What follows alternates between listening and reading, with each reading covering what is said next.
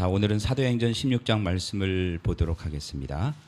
16장 여기 앞에 지도를 보면은 안디옥에서 출발해서 길리기아의 다소라는 지역, 그러니까 이제 사도 바울의 고향이죠. 그다음에 더베로 갔다가 이고니온, 루스드라, 비시디아, 안디옥 이렇게 거쳐서 드로아라는 곳으로 갔다가 거기서 이제 에게해를 건너서 이제 에게해를 건너면은 그 지역이 그리스예요. 그리스에 여기 보면 필리피라고 되어 있는데 이게 빌립보죠. 빌립보로 갔다가 데살로니가, 그다음에 베레아, 그다음에 아테네, 고린도. 고린도에서 배를 타고 다시 에베소로 왔다가 이렇게 돌아오는 여정입니다. 그래서 오늘 16장은 빌립보까지의 내용을 말씀을 하고 있어요. 등장인물은 사도 바울이고, 그 다음에 루스드라에서 사도 바울과 이제 실라가 출발을 하죠. 두 명이 출발을 했고, 루스드라에서 디모데라는 청년을 만나서 합류하게 되고, 나중에 이제 빌립보에서는 누가복음을 기록한 누가가 합류하게 됩니다. 뭐 정확한 건 모르겠지만 학자들은 빌립보, 그리스의 빌립보가 누가복음을 저작한 누가의 고향이다라고 주장하는 사람들이 많죠. 이 지도를 다시 보면은 이렇게 돼 있고요. 이 지도는 여러분이 꼭 기억을 했으면 좋겠어요.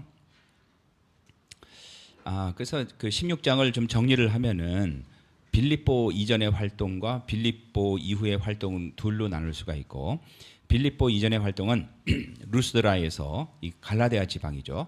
루스드라에서 디모데를 만나게 되고, 그 다음에 드로아, 그러니까 드로아라는 지역, 그러니까 해변, 그러니까 그 그리스로 넘어가기 전에 드로아가 해변에 있는 도시인데, 거기서 사실은 사도 바울은 이 갈라디아 지방, 그 다음에 아시아 지방, 이 터키 지방을 선교하려고 했는데 성령께서 막으셔서 그 드로아라는 데까지 갔다가 거기서 이제 환상을 보게 되죠. 환상에서 마게도니아, 그 그리스 지방에 있는 사람들이 와서 도와달라는 환상을 보고 사도 바울이 이제 빌립보로 넘어가게 되고, 빌립보에서 제일 처음 만난 사람이 이제 루디아라는 자주색 옷감 장사, 비즈니스를 하는 이제 여자를 만나게 되고, 그 사람이 이제 예수님을 믿죠. 그 다음에 점치는 귀신 들린 요정을 치료하게 되고, 그 여파로 인해서 그 나중에 이제 바울과 실라가 감옥에 갇히게 되죠. 빌립보 감옥에 굉장히 매를 많이 맞고 거의 죽을 뻔하게 된 상황에서 빌립보 감옥에서 밤에 찬양하고 기도를 했을 때 그 지진이 나서 옥문이 다 열리고 족쇄가 다 풀리죠. 그런 엄청난 기적이 생겼는데, 우리가 이제 사도행전 앞에서는 베드로에게도 그런 일이 생겼는데 베드로는 이제 나왔죠. 근데 의외로 여기서 바울과 실라는 감옥에 그대로 있었고, 그 간수가 다 도망간 줄 알고 자결을 하려고 그랬을 때 자결하지 말라, 내가 여기 있다 했을 때 그 간수가 이제 사도 바울에게 묻죠. 우리가 어떻게 해야지 구원을 받습니까? 했을 때 사도 바울이 주 예수를 믿으라, 그리하면 너와 내 집이 구원을 얻을 것이다. 이 말씀이 이제 이 16장 여기에 나오는 거예요. 그래서 이제 간수장이 예수님을 믿게 되고, 그 다음에 나중에 사도 바울이 풀려나게 되는 과정이 16장에 나옵니다. 1절을 보면은 바울이 더베를 방문하고 루스드라에 이르렀을 때 마침 디모데라는 젊은 제자가 그곳에 있었습니다. 그러니까 예수님을 믿는 사람들을 초대교회 때는 그리스도인이라는 말 대신에 제자라는 말을 썼죠. 예수 그리스도의 도를 따르는 사람. 그러니까 이론적으로만 예수님 믿는 게 아니라 실제로 예수님의 행하신 행적을 따라가는 사람들을 제자라고 했죠. 디모데의 어머니는 유대인으로서 예수를 믿는 사람이었으나 아마 이제 1차 전도 여행 때 사도 바울의 복음을 듣고 믿었을 가능성이 높다고 보죠. 아버지는 그리스인이었습니다. 헬란이었다는 거죠. 디모데후서 1장 5절에 보면은 여기서 나는 사도 바울을 말하고 그대는 디모데를 말해요. 진실한 믿음을 기억하고 있습니다. 디모데가 진실한 믿음을 가졌다는 거죠. 그의 믿음은 어디서 왔는가? 그대의 할머니 루이스와 어머니 유니게에게 있었던 것인데 이제 그대가 그 믿음을 물려받았습니다. 굉장히 대개 이제 목사님 아들들이 방탕하는 친구들이 되게 많은데 왜냐면 전달이 잘 안 되잖아요. 근데 디모데는 그렇지 않았던 것 같아요. 인구의 대다수가 이방인이었던 루스드라에는 유대인 회당이 없었다. 1차 선교 여행 중 바울은 이곳에서 날 때부터 걷지 못한 사람을 걷게 하는 기적을 행했다. 이 기적을 행하니까 루스드라 사람들이 놀래갖고 이게 하늘에서 제우스 신이 내려왔다 해갖고 사도 바울을 섬기려고 했었죠. 그 결과 사람들은 바울과 바나바를 헤르메스와 제우스로 간주하고 그들에게 제사를 드리려고 했었다. 바울은 여러 해가 지난 후 이곳에 다시 돌아왔을 때 소수의 믿는 유대인들이 있었다는 거죠. 2절 디모데는 루스드라와 이고니온의 신자들에게 평판이 좋았습니다. 3절 바울은 전도 여행에 디모데를 데려가고 싶었습니다. 왜냐하면 디모데는 그러니까 사도 바울이 이제 선교했던 거를 보면은 먼저 유대인 회당에 가서 유대인들에게 복음을 전했고 그 다음에 헬라인들 이방인들에게 복음을 전했잖아요. 그러니까 그 디모데를 보니까 어머니는 유대인이고 아버지는 헬라인이니까 이 두 사람들에게 복음을 전하기에 굉장히 이렇게 적합화된 사람이라고 봤다는 거죠. 거기에다가 하나님 말씀으로 잘 무장이 됐었고 주위에 있는 기독교인들로부터 평판이 굉장히 좋았다는 거예요. 그거는 인격적으로 굉장히 성숙했다는 거죠. 나이가 어렸음에도 불구하고. 그래서 동역자로 데려가기를 원했다. 그래서 우리가 여기서 좀 생각해 볼 수 있는 것은 사실은 바울과 바나바가 2차 전도 여행 때 갈라지게 되죠. 갈라지게 된 이유는 마가 요한 때문에 데려가지 말자 해서 갈라졌는데 사실은 바울의 입장에서는 마가 요한을 잃어버린 것과 마찬가지죠. 사람이 어떤 사람과 헤어지게 되면은 또 다른 하나님의 만남이 우리에게 주어진다는 거예요. 그런데 디모데의 아버지가 그리스인이라는 것을 그 지방에 사는 모든 유대인이 알고 있었기 때문에 그러니까 그리스인이기 때문에 유대인들이 아마 디모데에게 마음의 문을 열지 않았을 가능성이 크다는 거죠. 그래서 바울은 디모데에게 할례를 베풀었습니다. 그래서 여기 이 할례 문제는 우리가 지난 시간에도 한번 말씀을 나눴지만 또 좀 더 깊게 얘기하도록 하겠습니다. 바울은 유대적인 배경과 헬라적인 배경을 동시에 갖고 있는 신실한 형제 디모데를 동역자로 삼으려 했다. 양쪽이죠. 바울과 그 일행은 여러 도시를 다니면서 예루살렘에 있는 사도들과 장로들이 정한 규정을 우리가 15장에서 그 예루살렘 공의에서 결정된 사항이 있단 말이에요. 그런 규정을 사람들에게 전하여 지키게 했습니다. 그리하여 교회들은 믿음이 더 든든해지고 날마다 그 수가 불어났습니다. 주로 이제 유대인보다는 이방인들이 많이 들어왔겠죠. 그들이 아시아 지방에서 복음 전하는 것을 성령께서 막으셨기 때문에 여기서 아시아라는 것은 지금 우리가 사는 아시아가 아니라 이 투르키의 지방의 약간 남쪽에서 서쪽, 남서쪽의 지방을 아시아라고 그랬어요. 그래서 그 지방에 사실은 사도 바울이 이제 그쪽에 가서 이제 복음을 전하려고 했는데 그거를 성령께서 막으셨다는 거죠. 성령께서 직접 꿈에 나타나서 가지 말라고 했을 수도 있고 여러 가지 환경을 통해서 못 가게 막았을 수도 있다는 거죠. 바울과 그 일행은 부르기아와 갈라디아 지방을 두루 다녔습니다.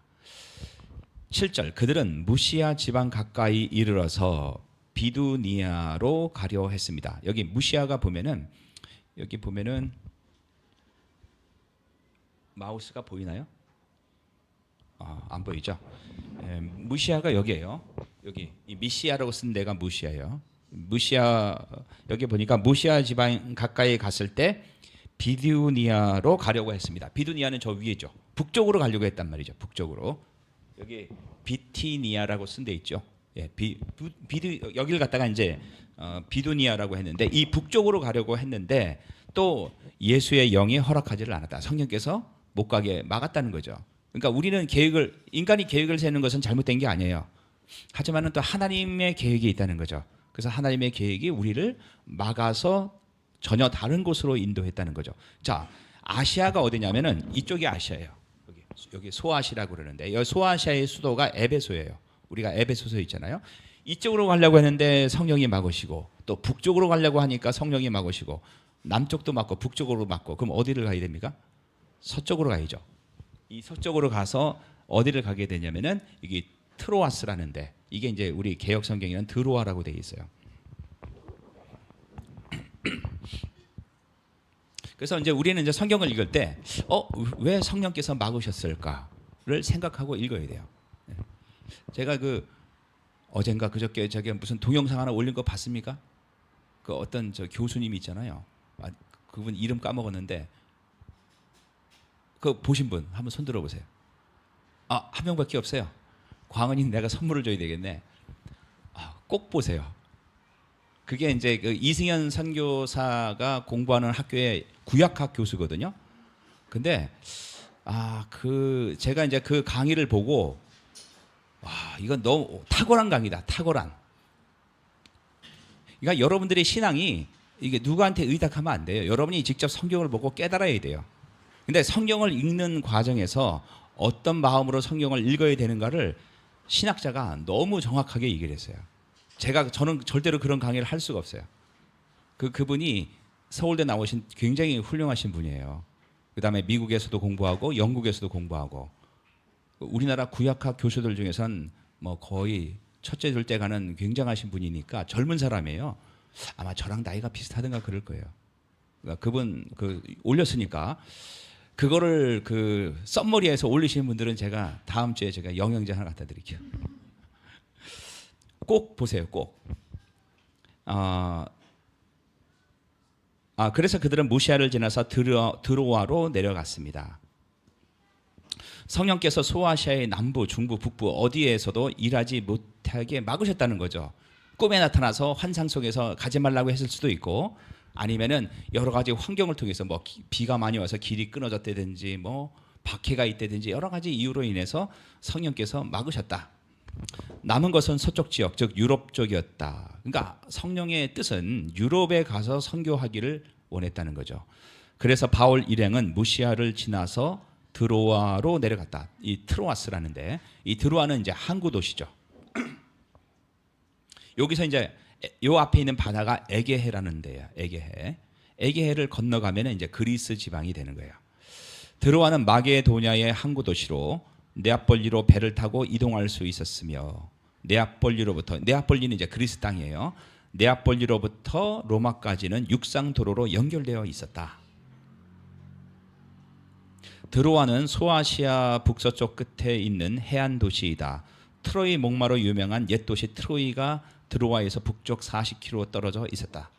그러니까 일리어드와 오디세이라는 옛날 뭐 그런 소설인가 뭐 있잖아요. 거기 보면은 이제 트로이 전쟁이 나오는데, 그 트로이 목마가 있었던 트로이란 도시가 드로아에서 굉장히 가까이 있었다는 거죠. 자신의 의지와 상관없이 성령에 이끌려 드로아까지 오게 된 바울은 이곳에서 밤에 환상을 보았다. 그래서 어떤 환상을 보았냐면은, 바울은 밤에 어떤 마게도니아 사람이 바울 앞에 서서 마게도니아로 건너와서 우리를 도와주십시오라고 애원하는 환상을 보았다. 이게 이제 사도 바울이 봤을 때는 이 사람이 누군지 몰랐죠.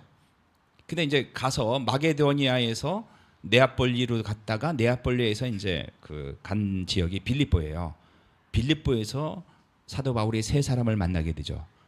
한 명은 드로아라는 여자고, 또 한 명은 그러니까 귀신 들린 여종, 점치는 귀신 들린 여종을 만나고, 그 다음에 아까 얘기했죠. 빌립보 감옥에서 간수, 주 예수를 믿으라. 그래야만 너와 내 집에 구원을 얻으리라. 이 사람을 만나서 최초의 빌립보 교회가 이 세 사람을 중심으로 탄생하게 되는 거죠. 사실은 사도 바울은 몰랐지만은 마게도냐에서 우리를 와서 도와달라고 했던 사람들이 아마 이 사람이었을 것이다. 마게도냐는 그리스도의 북쪽 지역이다. 우리 주전 약 400년 전에 알렉산더 대왕과 그의 아버지 빌립 2세가, 그러니까 이제 알렉산더 대왕의 아버지가 필립 2세예요. 그래서 이 사람의 이름을 따라서 빌립보라는 도시가 이제 생겨난 거죠. 그리스 마게도냐 제국을 다스렸다. 세상을 정복하고 지배한 알렉산더 대왕의 고향이 바로 이제 마케도니아 지역이었다는 거죠. 이곳은 주전 146년에 로마의 주가 되었고, 이 지역의 가장 중요한 도시는 빌립보였다. 이 빌립보는 알렉산더 대왕의 아버지 이름을 따서 세워진 도시라는 거죠. 사도 바울은 소아시아 지역만을 겨냥하고 떠났지만은, 그러니까 사도 바울은 일단 2차 전도 여행의 목적이 뭐예요? 처음에 보니까 우리가 1차 전도 여행 때 복음을 전했던 곳에 교회가 형성이 되는데 이 사람들을 격려하기 위해서 출발했단 말이에요. 그러면 1차 전도 여행 때 생긴 교회는 전부 다 그리스 지역의 아시아, 그다음에 그 갈라디아 지방이었다는 거죠. 이쪽으로 유럽으로 올 생각은 아예 꿈에도 생각을 못했다는 거예요. 하지만 성령께서는 사도 바울과 그 일행을 이쪽으로 인도했다는 거죠. 하나님은 유럽 선교라는 계획을 갖고 사도 바울을 이끄셨다. 사도 바울은 애초부터 유럽 전체를 복음화해야지. 그 당시에는 교통이 그렇게 발달하지도 않았고 지도도 뭐 거의 발달하지 않았기 때문에 뭐 거기까지는 꿈에도 생각을 못했다는 거죠. 일단 여러분 시리아의 그 안디옥 교회로부터 그러니까 드로아까지 거리가 어느 정도 되냐면 약 1000km 된대요. 900에서 1000km. 사실은 사도 바울 입장에서는 요 터키 지방을 횡단해서 복음을 전하는 것만 해도 굉장히 벅찬 것이었죠. 인간적으로 봤을 때. 근데 성령은 그걸 뛰어넘어서 유럽까지 복음을 증거할 계획을 가지고 계셨다. 그렇게 그런 계획을 갖고 사도 바울을 이끄셨다. 인간이 계획에 유보되고 좌절될 때 하나님께서 막으니까 내 뜻대로 안 되죠.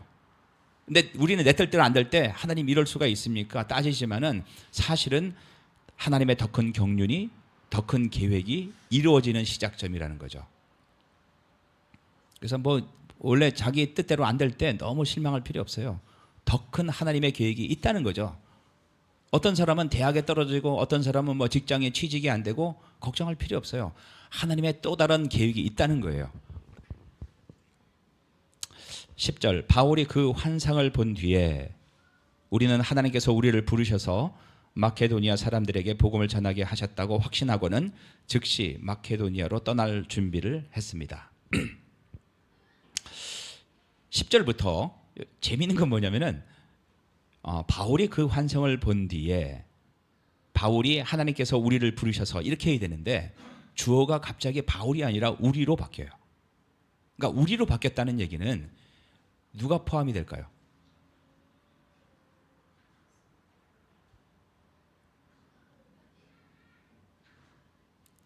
이 사도행전을 누가 썼습니까? 누가가 썼죠.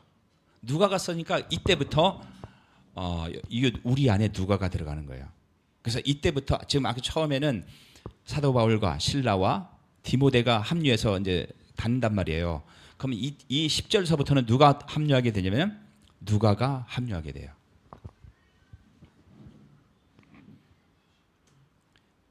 그림을 잘못 그렸네요. 4명이 돼야 되는데 3명이네.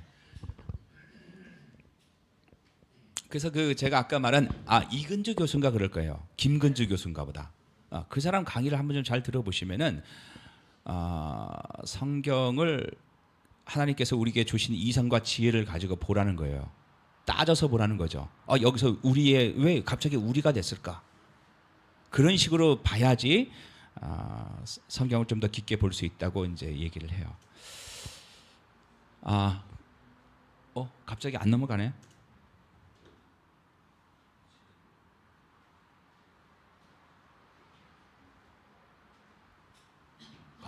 안 넘어가는데? 여기는 넘어가는데.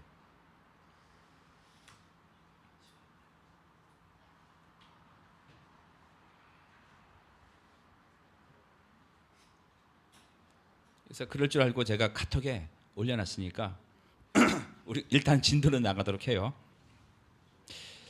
아까 이제 10절 했고 10절부터 우리라는 주어가 등장한다. 학자들은 이 시점부터 저자 누가가 바울 선교 여행에 합류한 것으로 본다.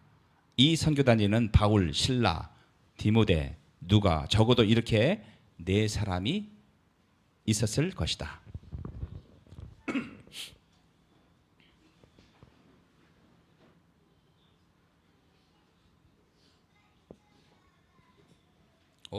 안 됐는데. 우리 속에 포함된 저자는 바울이 죄수의 몸으로 로마에 끌려갈 때까지 그의 선교 사역을 지원한 것으로 본다. 그래서 누가가 원래 의사였기 때문에 사도 바울이 순교할 때까지 끝까지 옆에서 돌봐줬다는 얘기가 있어요. 그 다음에 11절을 보도록 하겠습니다. 11절 우리는 배를 타고 드로아를 떠나 곧장 사모드라게로 갔다가 이튿날 네아폴리로 갔습니다. 배 타고 가는 장면 봤죠? 예, 예. 여기 사모드라게라는 것은 요 밑에 이제 지도를 보시면은 트로아스라는 데가 있죠. 드로아인데 드로아에서 네아폴리 필리피, 그러니까 빌립보까지 가는 과정에서 중간에 섬이 하나 있어요. 그게 이제 섬이 여기 보니까 사모트라체 이렇게 돼 있거든요. 이 사모드라게라는 섬이에요.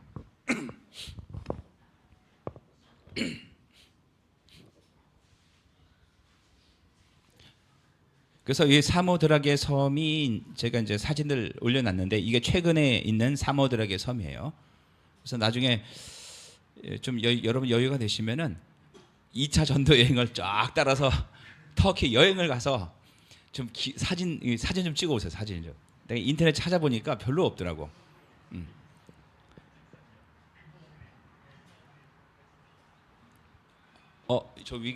이건데 사진이 잘 안 보이네.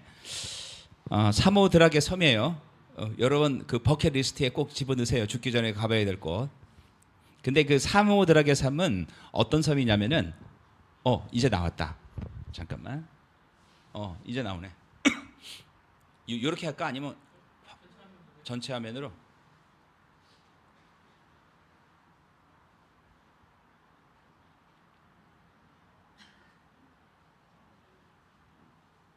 됐네. 여기가 이제 사모드라게 섬이에요. 여기가 지금 드로아까지 갔죠. 밑에도 못 가게 하고 위에도 못 가게 해서 이제 드로아까지 갔다가 여기 있었는데 마게도냐 이쪽에 있는 사람들이 환상 속에 나타나서 와서 도와달라 하니까 사도 바울이 배를 타고 이렇게 가는 거예요. 근데 요 거리가 한 200km 된다 그래요. 200km인데 그때 순풍이 불어서 요 배를 타고 근데 여기서 다이렉트로 가지 않고 대부분은 요 섬에 들렸다가 하룻밤 쉬었다가 이렇게 간다고 돼 있어요. 그래서 3차 전도 여행 때는 이 거꾸로 이렇게 올 때 여기서부터 여기까지 5일 걸렸다고 그래요. 그래서 순풍이 불어서 아마 잘 갔을 것이다. 사모드라게 섬이 이렇게 돼 있고요. 섬 중앙에는 1700m 좀 되는 큰 산이 있대요. 근데 사모드라게 섬 사람들은 다산과 풍요의 신으로 알려진 쌍둥이 신 카비리를 숭배했다. 카비리를 믿었다는 거죠.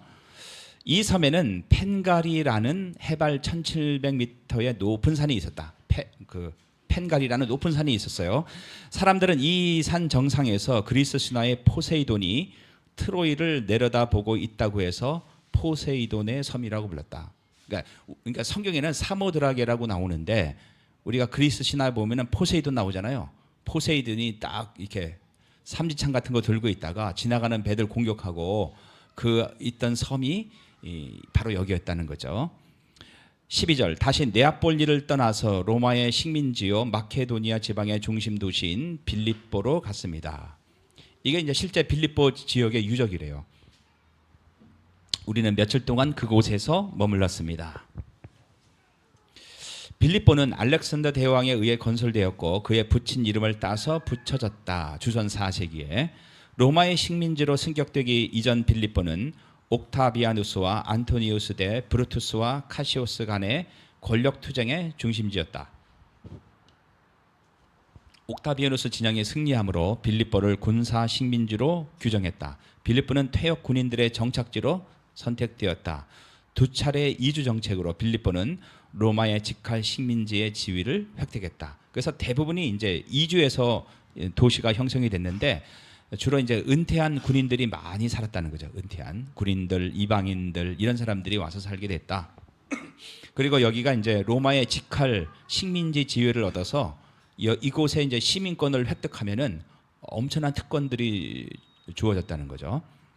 빌립보는 로마법 준수, 로마 동전 사용, 로마 관습 추종 등 여러 면에서 로마 시민임을 자랑했다. 그리고 로마에 세금도 안 보냈대요. 그러니까 굉장히 도시가 풍요로웠다는 거죠. 바울의 빌립보서에 보면은 천국 시민권을 자랑하는 장면이 나오는데 이것은 빌립보의 로마 시민권 자랑에 대한 수사학적 대응이었을 것이다. 그러니까 우리의 시민권이 하늘에 있다. 왜 시민권이라는 말이 나왔냐면은 빌립보 교회 주변의 빌립보 사람들은 자기가 빌립보 시민권을 가진 것을 굉장히 자랑스럽게 생각했다는 거죠. 근데 그거보다 훨씬 뛰어난 게 있는데 천국의 시민권이다. 13절 우리는 안식일에 기도처가 있을 만한 곳을 찾아 성문 밖 강가로 갔습니다. 안식일에 이제 유대인들은 보통 회당에 모였죠. 근데 이 빌립보에는 유대인들이 많지 않았대요. 그러니까 적어도 회당이 세워지려면은 남자 유대인 남자가 10명 이상이 있어야 된대요. 근데 10명이 안 됐다는 거죠. 그러니까 이제 회당이 없으니까 회당 대신에 이제 사람들이 기도하러 모였는 곳이 주로 강가에서 많이 모였다는 거죠. 우리는 그곳에 앉아 모이던 여자들에게 말하기 시작했습니다. 이렇게 여자들이 모였을 때 이 사람들에게 사도 바울과 일행이 이제 복음을 전하기 시작했죠. 회당의 설립 조건은 유대인 남성 10명이었다. 지역에 회당이 없을 때 유대인들은 강변에 모였다. 예배 순서에 물로 씻는 정결의식이 포함되어 있었기 때문이다. 14절 그 여자들 중에 두아디라라는 도시에서 온 루디아라는 여자가 있었습니다. 두아디라가 어디냐면은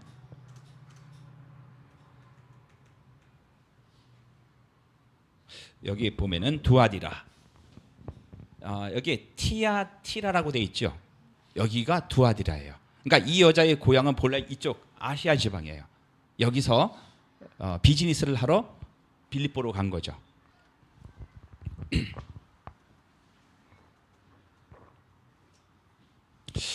여자가 있었는데 루디아는 자주색 옷감 장수였다. 자주색. 이게 퍼플 그러니까 보라색인데 이 보라색 내기가 되게 어렵대요. 그러니까 원료 구하기도 어렵고 그러니까 이 값이 비싸다고. 그래서 이 보라색은 하나의 권력과 부의 상징이었다는 거죠. 그러니까 아주 부자든지 아니면 왕이든지 이런 사람들만 이제 이런 자주색 옷을 입어서 그래서 이제 이렇게 주석을 이렇게 보니까 두아디라 출신의 루디아라는 여자는 굉장히 부자였을 것이다. 하나님을 섬기는 사람이었습니다. 루디아가 바울의 말을 귀담아 들을 수 있도록 주님께서 그녀의 마음을 여셨습니다. 자, 안식일에 강가에서 기도하는 여자들 중에 한 사람이 루디아에 있었어요. 사도 바울이 복음을 전했을 때 와, 이분이 진짜 메시아구나. 예수님이 그 사도 바울의 말을 받아들였다는 거죠. 주님은 특별히 루디아의 마음을 열어서 바울의 말씀에 귀를 기울여 듣게 하셨다. 이 여인은 소아시아 에베소 근처에 있는 두아디라에서 온 사람이었다. 근데 이제 루디아가 진짜 본명인가는 좀 생각을 해봐야 된대요. 왜냐하면은 그 지역은 고대 루디아 왕국이었으며, 그러니까 원래 두아디라라는 지역이 옛날에는 루디아 왕국이라는 나라가 있었다는 거죠. 아마도 루디아는 그녀 개인의 이름이라기보다는 그녀가 운영하는 가게 이름이었을지도 모른다. 그러니까 가게 이름 루디아 이렇게 했다는 거죠. 혹은 그녀는 루디아 아줌마로 알려졌을지도 모른다. 두아디라는 수세기 동안 염료로 유명했다. 루디아는 값비싼 자색 염료로 처리된 옷감을 전문적으로 취급했으며 아마도 두아디라 공장에 마케도니아 대리점을 경영했을 것이다. 그러니까 공장은 그쪽에 있고 물건을 떼다가 판매했던 대리점을 했을 것이다. 사실 공장보다는 대리점이 돈을 더 많이 버는 경우가 많아요. 예. 루디아는 신약에서 언급된 첫 번째 회심한 유럽 사람이었다. 그러니까 유럽에 있는 사람 중에서 제일 먼저 예수님을 믿은 사람이었다는 거죠. 이게 잠깐만요.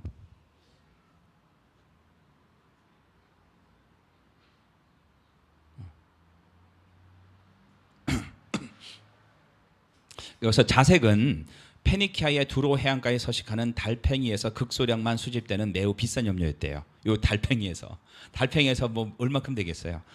왕족들과 귀족층만 구매할 수 있었으므로 자색은 권력과 부와 권력을 영향력을 상징했다.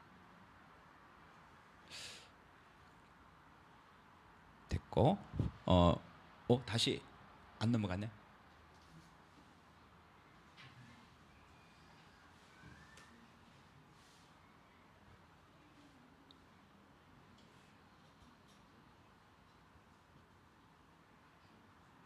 그래서 일단 15절을 보면은 이게 화면이 안 넘어가는데 루디아와 그 집안 식구들이 다 세례를 받았습니다. 루디아가 이제 말씀을 받았고 자기 집에 데리고 가서 식구들이 다 세례를 받았다. 그리고 루디아가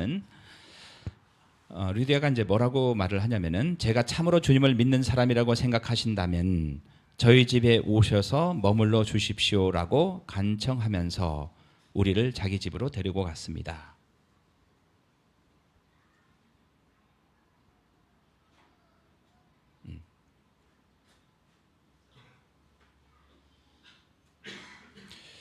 그다음에 이제 그 선교사가 그 선교사 일행을 자기 집에 머물도록 한 것을 보면은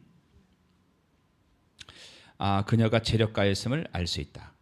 뭐 집도 좁은데 선교사님 우리 집 와서 주무십시오 이렇게 할 수 없잖아. 혼자도 아니고 4명인데, 그죠? 그 사람들을 충분히 불러서 자기 집에서 재울 수 있었다는 것은 그 사람이 굉장히 부자였을 것이다. 안 나오는데? 다시.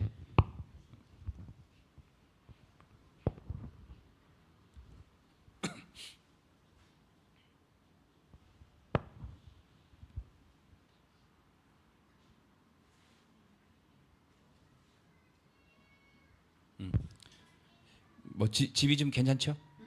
지금 아마 한국에도 이런 집은 엄청 부자였을 거예요 아마. 자,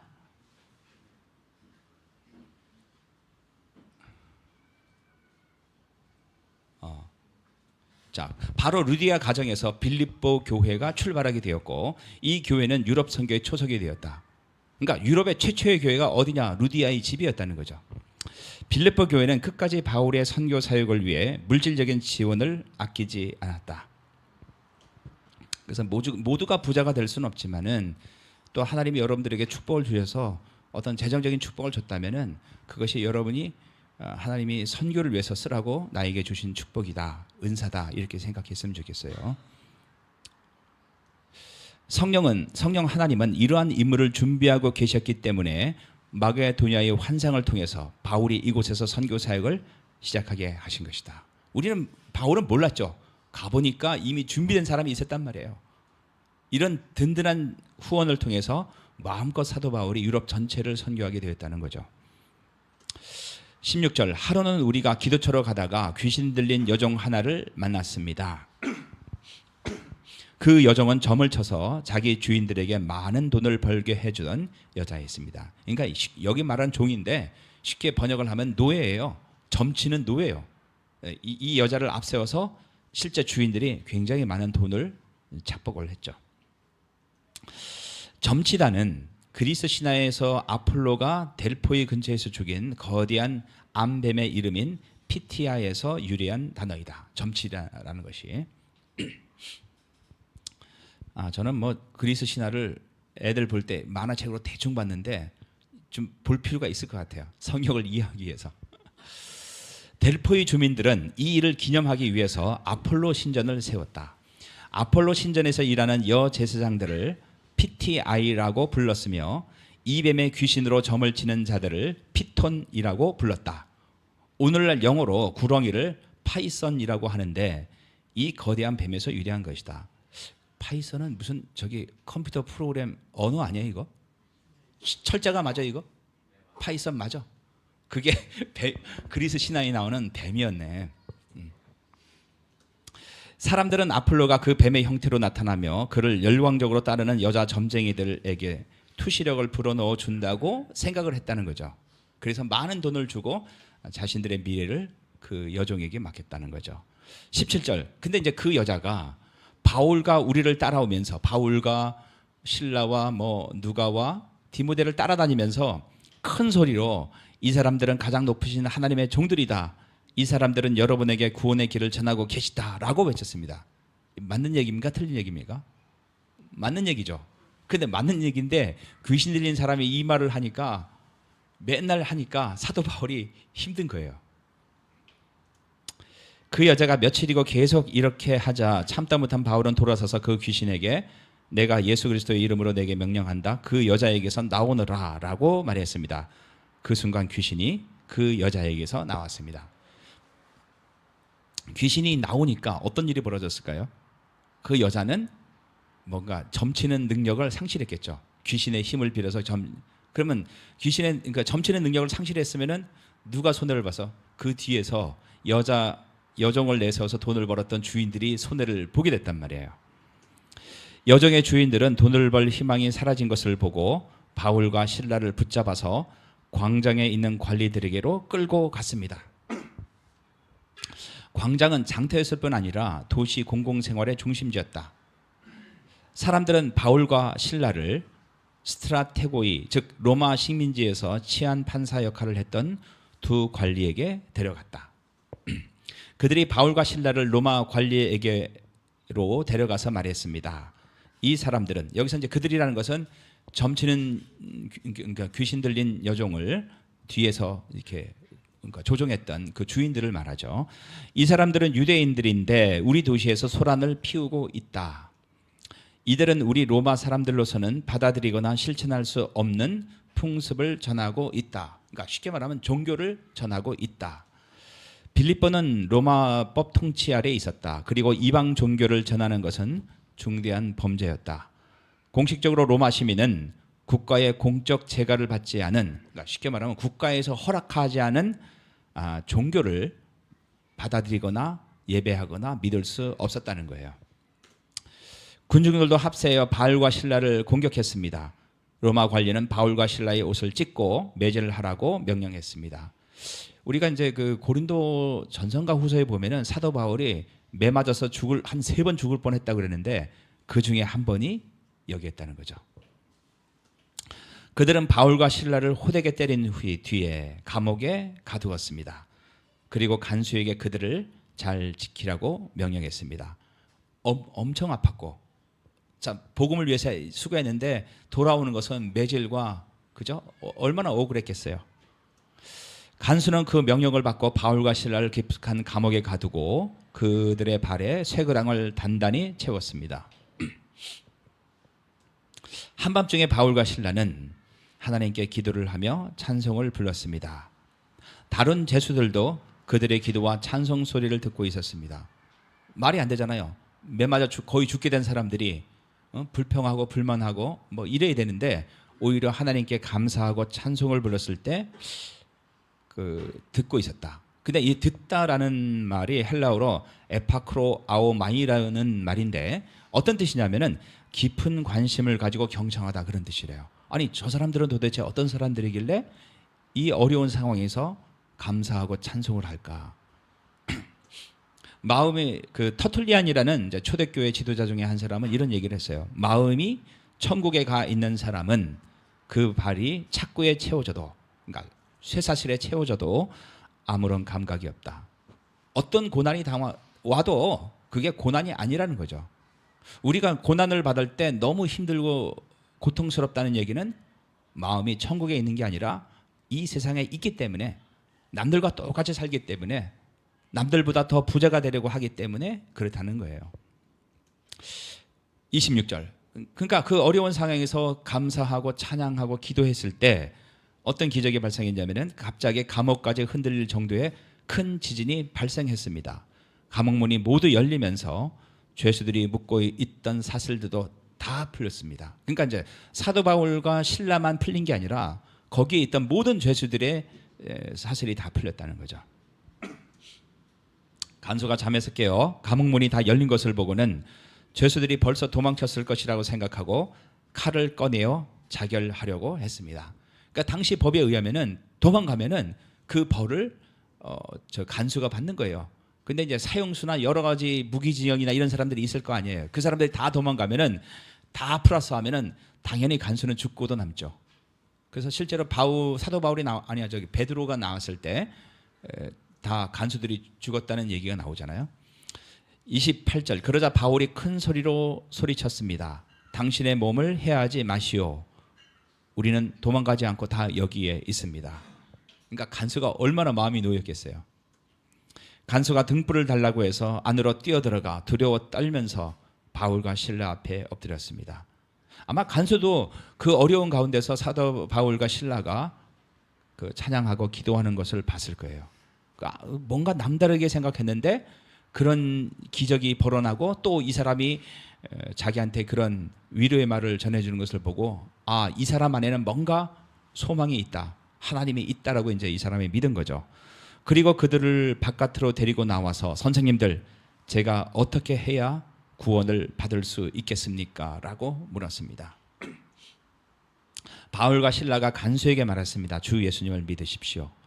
그러면 당신과 당신의 집안이 구원을 얻을 것입니다. 그리고 바울과 신라는 간수와 그의 집에 있는 모든 사람에게 주님의 말씀을 전했습니다. 간수가 자기 집에 데리고 온 거예요, 죄수를. 이게 지금 밤에 다 이루어지는 이야기들이에요. 자기 집에 데리고 와서 자기 집에 있는 모든 사람들에게 말씀을 듣게 했죠. 아마 이 일이 알려지면 간수는 잘리고 아마 죽음을 당할 수도 있어요. 근데 이제 간수는 이 사람 안에 있는 뭔가 진짜 하나님을 발견한 거죠. 그래서 그거 세상의 두려움 다 벗어버리고 자기 집에 초청을 했다는 거예요. 그날 밤 그 시각에 간수는 바울과 실라를 데려다가 상처를 씻어 주었습니다. 그리고 그 자리에서 그와 온 가족이 세례를 받았습니다. 씻음은 상호적이다. 그는 그들을 씻어 주었으며 간수는 바울과 실라를 상처를 씻어 주었고 또한 사도 바울을 통해서 죄 씻음을 받았다. 34절 간수는 바울과 실라를 자기 집으로 데려가서 음식을 대접했습니다. 지금 낮이 아니란 말이에요. 밤이에요. 한밤중. 그죠? 한밤중에 일어난 거예요. 감옥에 들어갔다가 찬송하고 기도하고 기적이 일어나고 그 간수가 자기 집에 초청해서 가족 온 사람들에게 말씀을 듣게 하고 예수님을 믿고 세례를 받고 그리고 밥을 차렸어요. 우리 같았으면 밥을 차렸을까? 뭐 아침에 잤다가 아침에 먹읍시다. 그러니까 이걸 보면은 성경에 나타난 식사는 배고파서 먹는 것 이상이라는 거예요. 여러분 성찬식이 음식을 먹는 것인 것처럼 우리가 남에게 식사를 대접하고 우리가 교회에서 다 같이 식사하는 것은 그건 그냥 배고파서 먹는 것 이상의 교제의 핵심이고 우리가 그리스도 안에서 한 형제라는 의식 중에 하나라는 거예요. 그래서 가끔 이제 교회가 이제 재정을 쭉 보면서 아니 밥 먹는데 왜 이렇게 돈을 많이 썼어 이러는 분들도 계세요. 근데 제 생각할 때는 얼마든지 써도 아깝지 않다. 저는 그렇게 생각을 해요. 35절 다음날 아침 로마 관리들이 부하들을 보내어 그 사람들을 풀어주라고 명령했습니다. 이 판사들이죠. 간수가 이 말을 바울에게 전했습니다. 관리들이 선생님과 신라를 풀어주라고 전령을 보내왔습니다. 이제 나오셔서 평안히 가십시오. 그럼 나와야 될 텐데 또 사도 바울은 안 나가요.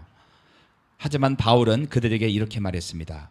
로마 시민인 우리를 재판도 하지 않고 사람들 앞에서 매질하고 감옥에 넣더니 이제 와서 슬그머니 우리를 놓아주려는 겁니까? 안 됩니다. 그 사람들이 직접 와서 우리를 데리고 나가라고 하시오. 사도 바울이 이렇게 당당하게 말할 수 있었던 것은 이 로마법 때문에 그래요. 로마법은 타당한 재판 절차를 통해 형이 확정되지 않은 로마 시민에게 체벌을 가하거나 투옥시키는 일을 금했다. 근데 지금 형이 확정되지도 않고 재판도 안 했는데 매질을 하고 감옥에 넣었으니까 이 관리들이 굉장히 큰 잘못을 범했다는 거죠. 38절 부하들이 관리들에게 가서 바울이 한 말을 전했습니다. 관리들은 바울과 실라가 로마 시민이라는 말을 듣고 두려워했습니다. 고대 로마법에 의하면 로마 시민은 치안관이나 다른 어떤 사람에 의해서도 재판을 받지 않는 상황은 물론 재판을 받았다 하더라도 매를 맞거나 구속되어서는 안 되었다는 거죠. 그러니까 그 로마 시민권이 그 당시에는 굉장한 특권이었고 그러니까 빌립보 사람들은 나 이런 시민권을 가지고 있다고 자랑했을 만하다는 거예요. 로마 시민은 단지 나는 로마 시민이다라고만 말해도 처벌에서 면제될 수 있었다. 이게 원래는 로마 시민을 증명하는 보여주는 그 나무로 된 뭔가 패스포트가 있었대요. 그러니까 주민등록증 같은 거. 근데 이제 그거 갖고 다니다가 보여주다가 혹시 잃어버리면 큰일 나니까 집에 잘 갖다 놓고 걸리면 나 로마 시민이다 이렇게 얘기를 했다는 거죠. 근데 그게 가능했던 이유는 로마 시민이 아닌데 만일에 그랬다면 거짓말했잖아요. 그러면 그 당시 법으로는 사형이래요. 그러니까 사람들이 거짓말을 안 했다는 거예요. 또한 이 로마 시민권을 지닌 사람들의 특권을 침해하는 사람들에 대해서는 중한 벌을 내리도록 규정되어 있었다. 그래서 그들은 가서 바울과 실라에게 사과하고 그들을 데리고 나가 그 도시에서 떠나달라고 부탁했다. 높은 사람들이 와서 제발 좀 나가주십시오 이렇게 이제 한 거죠. 감옥에서 나온 바울과 실라는 루디아의 집으로 갔습니다. 루디아가 자기 집으로 오라고 했잖아요. 그들은 거기서 신자들을 만나 격려하고 그곳을 떠났습니다. 떠나서 이제 뭐 데살로니가, 베레아, 고린도 이렇게 가서 이제 선교 여행을 했겠죠. 40절에서 우리라는 대명사가 사라지고 그들이라는 3인칭 대명사를 사용하고 있다. 이것은 바울과 실라가 아테네를 향해 떠났을 때 누가는 빌립보에 남아서 그 사역을 계속했다는 것을 암시한다. 다시 보면은 감옥에서 나온 바울과 실라는 루디아의 집으로 갔습니다. 우리는 거기서 이렇게 해야 되는데 그들은 바울과 실라는 그 다음에 디모데는 신자들을 만나 격려하고 그곳을 떠났습니다. 그러니까 여기서 이제 그 누가가 빠졌다고 볼 수 있다는 거죠. 그래서 우리가 성경을 볼 때 두 가지가 중요해요. 하나는 하나님의 말씀이기 때문에 성령께서 이 말씀을 잘 이해할 수 있도록 도와달라고 기도해야 되고, 반면에 인간이 쓴 글이기 때문에 그 당시 상황을 우리가 이제까지 초등학교 때 배운 모든 지식을 동원해서 여기 왜 갑자기 그들이지? 생각을 해서 성경을 봐야 된다는 얘기예요. 그냥 기도만 하고 아멘하고 성경 막 읽다가 눈에 들어온 구절만 이게 성령이 하시는 말씀이다. 큰일 난다는 거예요. 그래서 여러분들이 학교 다닐 때 혹시 공부를 못했어도 앞으로 성경 볼 때 공부를 잘하면 돼요. 그래야지 하나님의 뜻을 우리가 정확하게 알 수가 있다는 거예요. 누가는 빌립보에 남아서 그 사역을 계속했다는 것을 암시한다. 자, 빌립보는 일단 3명이 됐어요. 루디아, 그 다음에 점치는 귀신 들린 여종, 그 다음에 간수와 가족들. 그러니까 이 사람들은 다 초신자잖아요. 누군가 이 사람들 양육할 사람이 필요했다는 거죠.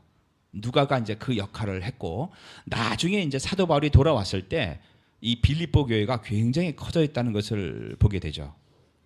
그래서 저는 이제 그런 걸 느껴요. 복음을 전하는 사람이 있고 교회를 개척하는 사람이 있고 그 사람들을 양육해서 교회를 발전시키는 사람이 있는 거예요. 주로 선교사들은 교회를 개척하는 사람들이고 우리가 알고 있는 목회자들, 목사님들은 주로 교회를 잘 양육해서 발전시키는 사람이다. 이렇게 보시면 돼요. 교훈을 몇 가지로 보면은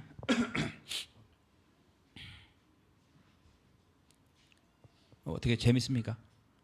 네.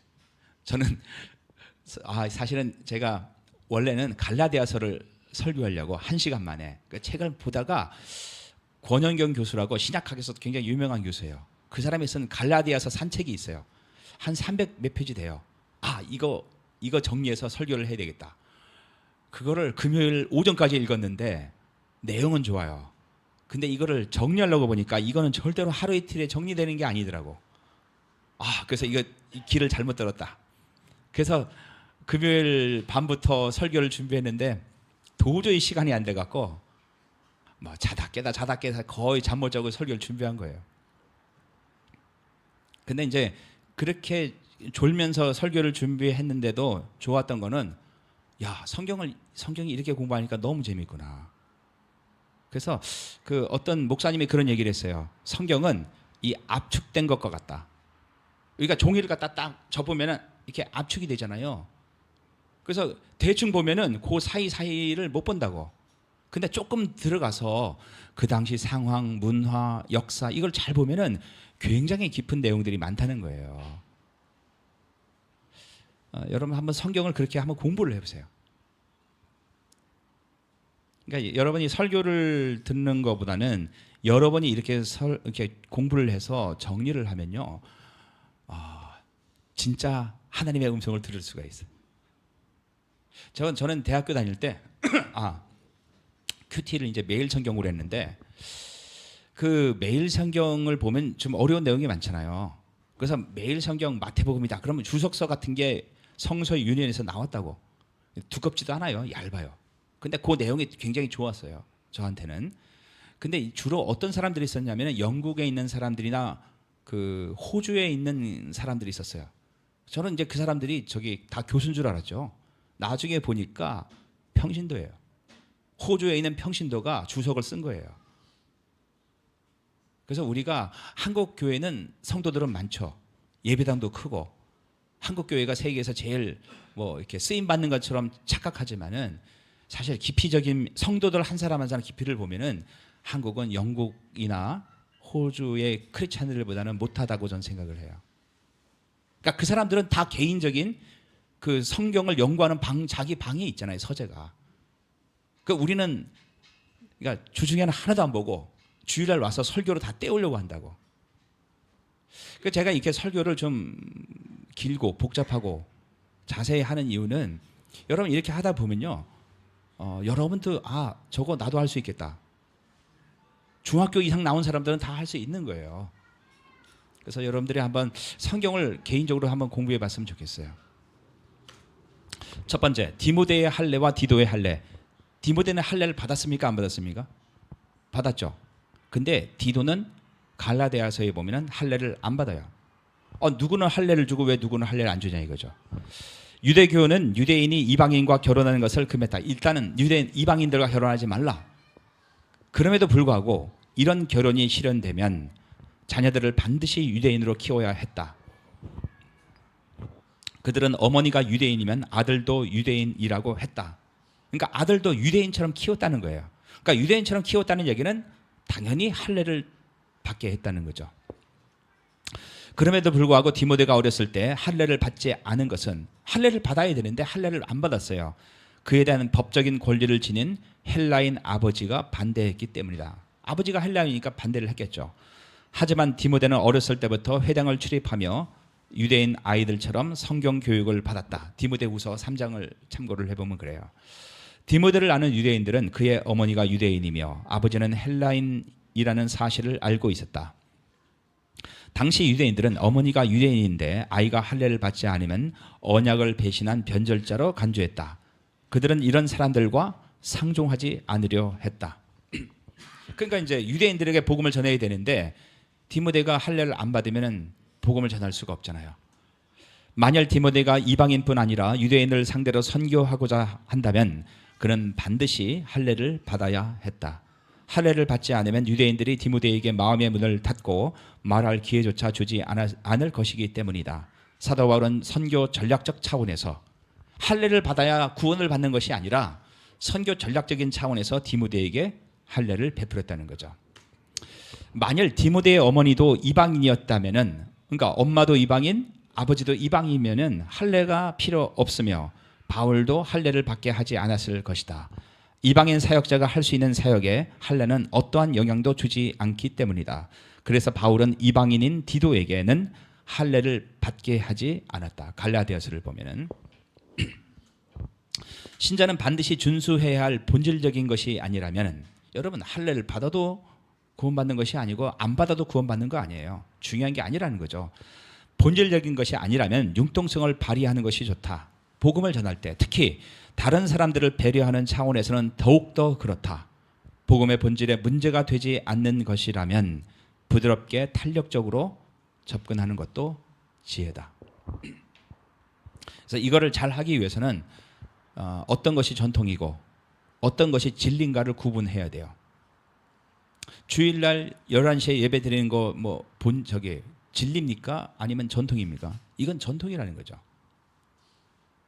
술, 담배 하는 거 좋은 전통이에요. 한국 교회가 올바르게 하기 잘하는데 좋은 전통이었죠. 근데 때에 따라서는 술, 담배 하는 것을 우리가 인정할 필요도 있는 거예요. 제가 담배 피자 한 그런 게 아니라 담배 피는 사람들을 우리가 포용해야 돼. 너 우리 교회 나려면 이 끊어야 돼. 오히려 그게 복음을 막는 거라는 얘기예요. 저는 대학교 다닐 때 너무 극단적으로 생각해서 과에서 하는 모임에 거의 참석 안 했어요. 왜? 가면 맨날 막걸리 마시니까. 근데 지금 생각하면은 그게 잘못됐다는 거죠. 차라리 가서 내가 술을 안 마시더라도 술 한 잔 따라주면서 했으면 애들이 훨씬 더 나에게 마음을 열어줬을 것이고 그러면 그들에게 복음을 전하지 않았을 기회가 생기지 않았을까. 두 번째, 조기 성경 교육. 디모데가 어렸을 때부터 성경을 배웠잖아요. 하나님은 디모데를 어릴 때부터 성경으로 양육하셨다. 하나님의 때가 이르러 바울을 만난 후 어릴 때부터 받아온 말씀 교육이 효과적으로 쓰일 사역으로 인도하심을 받았다. 그래서 우리 교회는 정말 감사한 게 제가 이렇게 어렵게 설교를 해도 성현이는 너무너무 잘 듣고 있고, 그죠? 중학생들도 마찬가지고, 감사하죠. 더 중요한 것은 이 교육을 주일학교, 그러니까 교회의 주일학교에게만 맡길 게 아니라 부모들이 이런 교육을 좀 할 수 있어야 된다. 이러려면은 부모가 성경을 먼저 알아야죠. 우리가 이제 명절 때 시골 교회 가라고 제가 말씀을 드렸는데, 부득이하게 시골 교회 못 가는 경우에는 가정 예배를 드릴 수 있어요. 그때 가능하면은 가장이 성경을 본인이 연구해서 자기가 설교를 하는 것이 좋다는 얘기예요. 하나님은 언젠가 들어쓰기 위해서 사람들을 훈련하고 양육하신다. 그러니까 저는 그런 기대가 있어요. 지금 저희가 뭐 인원이 많지도 않고 뭐 적은 인원이 모이고 있고 뭐 주일학교가 뭐 다른 교회에 비해서 뭐 크거나 그러진 않아도 우리 주일학교 친구들이 또 중고등학교 학생들이 언젠가는 하나님 나라를 위해서 귀하게 쓰실 사람 인재들이 될 것이다. 저는 그런 확신이 있어요. 미래를 보고 우리가 주일학교에 투자를 좀 많이 해야 돼요. 그래서 열심히 돈을 벌어갖고요, 헌금을 좀 많이 하세요. 그래서 요번에 우리가 지금 단기팀이 베트남에 가 있잖아요. 이때 사실은 우리 중고등학교 애들을 보내야 돼. 그러면 어렸을 때 그 경험이 애들한테는 굉장히 큰 도움이 돼요. 그래서 다음에 갈 때는 반드시 주일학교나 중고등 학생들을 꼭 보내자. 근데 그걸 애들이 무슨 돈이 있습니까? 부모도 애들 키우기 바쁜데 교회가 돈을 대줘야죠. 교회가.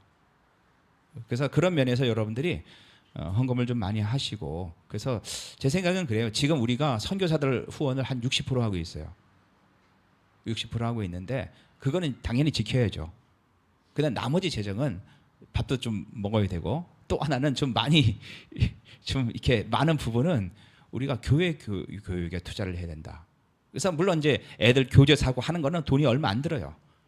애들 데리고 다녀야죠. 여러분, 성경이라는 것은 여기 안에서만 공부한다고 다 되는 게 아니에요. 밖에 나가서 실제 선교사들이 어떻게 사역하고 있고, 세상에 안 믿는 사람들이 너무 많고 교회도 별로 없고, 이런 걸 봐야 된다고.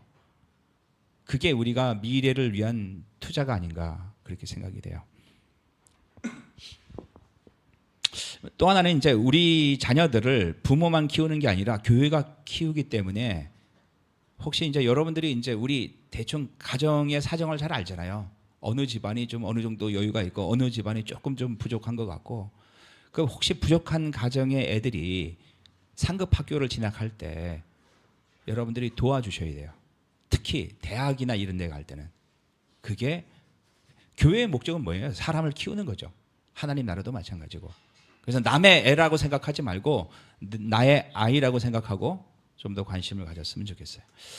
어린아이 하나를 주님의 사람으로 키우는 것이 얼마나 위대한 결과를 낳는지 모른다. 우리 아이들은 잠재적 디모데라는 거죠. 그래서 또 한 가지 또 좀 말씀드리고 싶은 거는, 기독교는 줄고 있는데 이슬람, 무슬림 인구는 증가하고 있어요. 증가하는 거는 물론 전도를 열심히 해서 증가하는 경우도 있지만은 일단은 애를 많이 낳아요. 무슬림은. 교회가 많이 반성을 해야 돼요. 요즘에 애 많이 낳으면 나라에서 이렇게 돈도 막 1%로 막 5억 빌려주고 막 그런데요. 많이 낳았으면 좋겠고, 좀 힘든 부분들은 우리 교회가 그런 것들을 좀 감당을 해줬으면 좋겠다.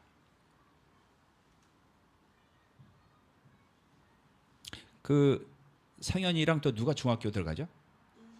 은서. 2명만 들어가나요? 고등학교 들어가는 사람은 없죠. 그래서 개별적으로 성현이랑 은서 부모님에게 그 카톡으로 돈 좀 보내세요. 돈 좀. 예.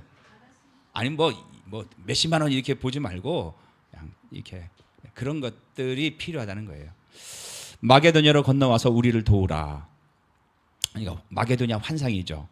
우리에게 누군가 나타나서 와서 도와달라는 환상을 본 적이 있는 사람은 거의 없을 것이다. 여러분, 뭐 환상이 하나님이 나타나거나 예수님이 나타나거나 누가 나타나서 나에게 와서 복음을 전해달라 이런 경험을 가진 사람은 없잖아요. 그러나 우리는 도움을 요청하는 간절한 소리를 전 세계 교회로부터, 미전도 종족으로부터 듣는다. 우리는 도움을 요청하는 사람들의 부르짖음을 들을 수 있는 귀를 가져야 한다. 바울은 이 환상에 순종하였고 동료들과 함께 마게도냐로 떠났다. 우리는 환상을 보진 않지만은 선교사들의 선교 보고를 통해서 또 뉴스를 통해서 본단 말이에요. 그러면 그게 이제 성령이 나에게 하시는 말씀이라고 생각하는 지혜가 필요하다는 거예요. 그리고 어떤 분은 이제 그런 얘기를 하시는 분들이 있어요. 단기 팀이 한 팀이 갔을 때 한 교회에서 이게 1,000만 원에서 2,000만 원 들어가요. 10,000불에서 20,000불이 들어가죠. 비행기 값 다 합하면은. 그래서 어떤 사람은 그거 낭비다. 그 돈 차라리 선교사에게 후원하라. 이렇게 얘기를 하는데 저는 반대예요. 가야 돼요. 이게 뉴스를 보는 것과 선교복으로 얘기 듣는 것과 직접 가서 내가 경험하는 것과는 차이가 있어요. 돈은 하나님이 얼마든지 채워줄 수 있어요. 그래서 우리가 하나님께서 특별한 사람들에게는 환상으로 보여주시겠지만은 우리가 가서 봐야 돼요. 그래서 베트남도 가고 타지키스탄도 가고 가셔야 돼요. 우리 마하바시에 있는 키르기스탄도 가고 그런 이게 다 돈이잖아요. 그래서 돈을 벌여야 할 목적이 분명하다는 얘기예요. 네 번째, 섬김. 회심은 확실하고 가시적인 행동의 변화로 이어진다. 회심을 했는데 변화가 없다. 회심이 아니라는 거죠. 가장 기본적인 변화는 섬김이다. 그럼 도대체 뭐가 변했는가? 섬김이라는 거죠. 루디아도 자기 집에 초대해서 사도 바울과 일행을 섬겼고 간수도 그랬죠. 구원받은 사람은 섬김과 배려를 즐거움으로 한다. 이걸 억지로 하지 않는다는 거죠. 즐거움으로 한다. 섬김은 구원의 확실한 증거다. 성경 구절 몇 구절 외워서 나 구원 받았다. 그거 확실하지 않아요. 근데 그 사람의 삶 속에서 섬김과 베품과 배려와 사랑이 나타난다면 그 사람은 구원받은 사람이라는 얘기예요. 다섯 번째, 대접하는 사역. 이거 섬김의 연장이죠. 루디아는 바울과 실라를 자기 집에서 대접할 기회를 달라고 부탁했다. 루디아는 사도들을 짐으로 여기거나, 요즘 이제 옛날에는 집으로 초대해서 밥 같이 먹는 게 흔했어요. 근데 요즘에는 엄마들이 힘들어갖고 집에 누가 손님 오는 걸 되게 싫어해. 아이, 밖에 나가서 사 먹지 뭐하러 오냐고. 뭐 이해는 되지만은 교회는 달라야 된다. 집을 열어야 돼요. 그들을 모시는 것이 자신들의 생활을 깨트리는 것으로 여기지 않았다. 자기 집을 오픈하는 것이 신앙 성숙의 척도다. 그렇게 이해하시면 돼요. 대접과 환대, 이 영어로 말하면 hospitality라고 그래요. 우리가 그 병원을 hospital이라고 하잖아요. 이라는 개념은 자선시설, 병원, 숙박시설이라는 단어들과 관련이 있다. 대접은 사람들을 섬기는 마음으로 자신의 집 대문을 활짝 열고 접대하는 것을 통해서 사람들이 육체적, 정신적, 영적 도움을 얻게 되는 것이다. 베트남의 좋은 문화는 사람들이 자기 집에 방문하는 것을 굉장히 영광스럽게 생각하는 거예요. 그래서 진짜 도저히 먹을 수 없는 음식을 내놔요. 그 다 먹을 수가 없지. 예? 그죠? 그래서 그 제자 집에 갈 때는 제가 소화제도 갖고 가고 막 그래요. 베트남은 그런 게 살아있다고. 근데 한국은 언제부턴가 그런 것이 사라져 있어요. 이게 회복해야 될 복음의 결과라는 거죠. 여섯 번째, 귀신 들린 여정이 공개적으로 떠들어낸 이유가 뭐냐 이거죠. 그녀가 했던 말들은 사실이었다. 바울 일행은 실제로 지극히 높은 하나님의 종이었고 다른 사람들에게 구원의 길을 전하고 있었다. 그렇다면 귀신이 바울에 대한 진실을 공개적으로 떠들어낸 이유는 무엇인가? 그것이 왜 바울을 괴롭게 했을까? 그것은 사도 바울의 사역이 귀신의 활동과 연관된 활동처럼 보여지기 위함이다. 그러니까 신들린 사람이잖아요. 근데 이 사람이 사도 바울처럼 얘기하니까 사람들이 이쪽과 이쪽의 신이 좀 비슷한가 보다. 그러면 사람들이 오해할 가능성이 굉장히 높다는 얘기예요. 만약 그런 식으로 복음과 귀신의 활동이 연결되면 선교사에게 엄청난 손상을 입었을 것이다. 그래서 귀신을 쫓아내는 엑소시스트 같은 영화들은 거기 보면 신부도 나오고 뭐 기독교인들이 나오고 십자가 나오죠. 제가 봤을 때는 반기독교적인 반복음적인 영화예요. 그런 거 너무 이렇게 볼 필요 없어요. 다른 측면에서 지극히 높으신 하나님은 그 누구와도 비교할 수 없는 가장 위대한 신이라는 뜻으로 여호와 하나님과 잘 어울린다. 하지만 빌립보처럼 다신주의적 사회에서는 거기는 제우스 신과 아폴로 신과 수많은 신들을 섬겼잖아요. 근데 그 사람들 속에서 하나님은 그런 신들 중에 하나라고 생각된단 말이에요. 여러분, 복음을 전하기 굉장히 어려운 나라가 어디입니까? 인도란 말이에요. 인도는 기독교를 부인하지 않아요. 예수님도 다 인정해요. 자기들이 믿는 신 중에 하나라고 생각할 뿐이라는 거죠. 다른 신들, 특히 제우스를 칭할 때 자주 사용되었다. 사도 바울은 복음이 희석되는 것을, 오해되는 것을 염려했을 것이다. 복음 전파의 최대의 적은 핍박이 아니라 희석이라는 거죠. 일곱 번째, 세상은 고난 속에 있는 신자들을 주목한다. 그러니까 사도 바울과 실라가 빌립보 감옥에서 매 맞고 힘든 가운데서도 찬성하고 기도를 했잖아요. 그거를 간수를 비롯해서 거기에 있는 모든 죄수들이 귀를 경청했다는 거죠. 귀를 열어서. 신자들이 고난 속에 있을 때 세상 사람들은 신자들을 주목한다. 고난에 대한 신자들의 반응에 따라서 그 고난을 감사와 찬양으로 극복하느냐, 불평과 불만으로 속에 사는가에 따라서 사람들은 마음을 열기도 한다는 거예요. 여러분, 특히 믿는 사람들은 더 많은 안 믿는 사람들이 우리를 지켜보고 있다는 걸 알아야 돼요. 우리가 성경 말씀대로 고난을 극복했을 때 그것이 오히려 복음을 증거할 수 있는 좋은 기회가 된다는 얘기예요. 즉 고난과 역경에 대한 신자들의 반응은 다른 사람들의 복음에 대한 반응에 지대한 큰 영향을 미친다. 그래서 어쨌든 여러분들은 즐거울 때나 슬플 때나, 그죠? 기쁠 때나 괴로울 때나 항상 하나님께 감사하고 찬양을 해야 될 이유가 거기에 있어요. 여러분 속에서 불평 불만이 나오는 거 당연하죠. 근데 그 속에서 안 믿는 사람과 똑같이 불평 불만이 내 입술에 넘친다면은 누가 우리 속에 있는 복음에 대해서 관심을 갖겠어요? 8번째, 성령의 역사는 예기치 않은 장소와 상황에서 일어난다. 원래 이제 사도 바울의 계획은 마케도니아, 그리스로 갈 계획이 없었죠. 근데 거기에 갔었고 회당이 없었고, 그래서 아마 기도하러 강변에 혹시 있을까 해서 갔는데 거기에 있던 여자들 중에 루디아를 만나게 되죠. 예기치 않은 사도 바울의 계획에 없던 상황이라는 거죠.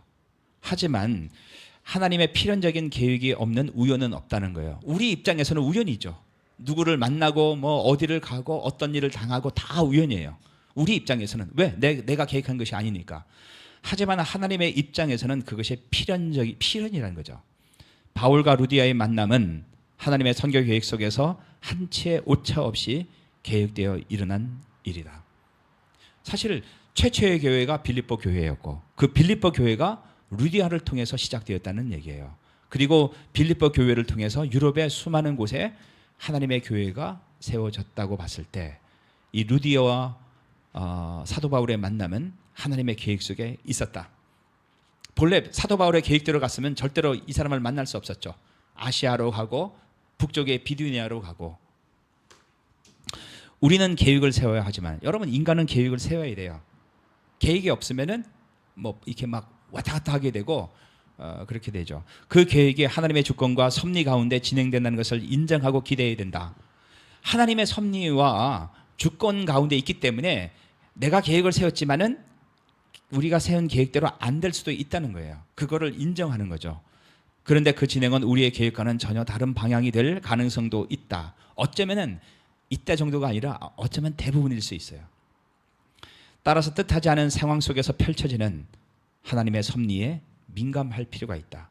내 계획이 없는데 어떤 사람이 나타났을 때 본래 내가 이 사람 만날 계획이 없어. 무시하는 게 아니라 하나님이 왜 저 사람을 만나게 했을까? 얘기를 들어보는 것이 의미가 있다는 거예요. 그 베트남에 있을 때 우리 제자 중에 한 명인 부엉이 오늘 왔어요. 그 뭐 부엉에 대해서 얘기를 하자면 이름이 부엉이에요. 부엉이가 아니라 부엉이에요. 부엉. 예, 부엉인데 제가 이제 부엉을 어떻게 알게 됐냐면은 부엉이 이제 그 우리 학원의 학생들이 많아졌어요. 근데 이제 베트남에는 베트남 사람 다 착한데 가끔 안 착한 사람이 있어. 그래갖고 오토바이를 훔쳐가요. 오토바이를 훔쳐가면은 우리가 그걸 물어줘야 돼. 근데 그 오토바이 갖고 몇백만 원 하는 거예요, 그게. 그래서 사람들이 많이 모이는 커피숍이나 학원에는 반드시 오토바이를 지키는 사람이 있어요. 그 오토바이를 지키는 사람을 바오베라 그래요. 그래서 이제 우리 부엉이 오토바이를 지키는 사람으로 학원에서 뽑은 거예요. 근데 이제 보니까 부엉이 마음밭이 너무 좋은 거예요. 그러니까 다른 사람들에 비해서. 그래서 또 성경 공부도 열심히 하고. 그래서 제가 어떤 마음이 생겼냐면 남자고 리더십도 있고 축구도 또 되게 잘해요. 남자는 일단 축구를 잘하고 봐야 돼.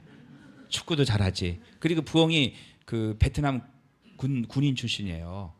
그래서 청소도 엄청 깔끔하게 잘하고 보통 사람이랑 달라요.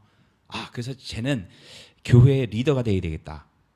그래서 쟤를 이제 한국에 있는 신학교로 보내려고 다 알아봤어요. 그러니까 얘는 그냥 이것만 쓰고 가면 돼. 근데 나중에 알고 보니까 이게 비자가 안 나오더라고. 알고 보니까 고등학교 졸업만 됐어도 되는데 얘가 중학교 졸업해요. 이렇게 똑똑한 애가. 그래서 참 가슴이 아팠죠. 그러다가 그 중학교밖에 안 나왔고 오토바이 지켰고 학원에서 공부할 시간도 별로 없죠. 물론 틈틈이 들어와서 이제 수업은 했지만은 그래도 오토바이 지키던 애 중에서 유일하게 토픽 상급을 땄어요. 여러분 토픽 상급은 한국에 있는 어학당 1년을 다녀도 못 따요. 800시간을 공부해도 못 딴다고. 다른 애들이 물론 있지만은 반 이상은 못 따요. 근데 부엉이 따고 그다음에 그 한국의 노동자 시험 있잖아요. 그 시험이 되게 치열해요. 거기서 굉장히 우수한 성적으로 한국에 이제 노동자로 왔죠. 제가 이제 이 얘기를 왜냐하면은 노동자로 왔다가 또 다시 베트남에 갔다가 다시 와서 지금은 뭐 화성에서 일을 한대요. 근데 갑자기 저는 뭐 생각도 못 했는데 오늘 예배 드린다고 카톡이 온 거예요. 예. 그러니까 이거는 우연이 아니라는 거예요. 그래서 왜 만나게 했을까? 여러분 화성에서 여기 계속 예배 나오라 그런 얘기가 아니에요. 그래서 저는 끝나고 부엉이랑 그런 얘기를 하고 싶어요.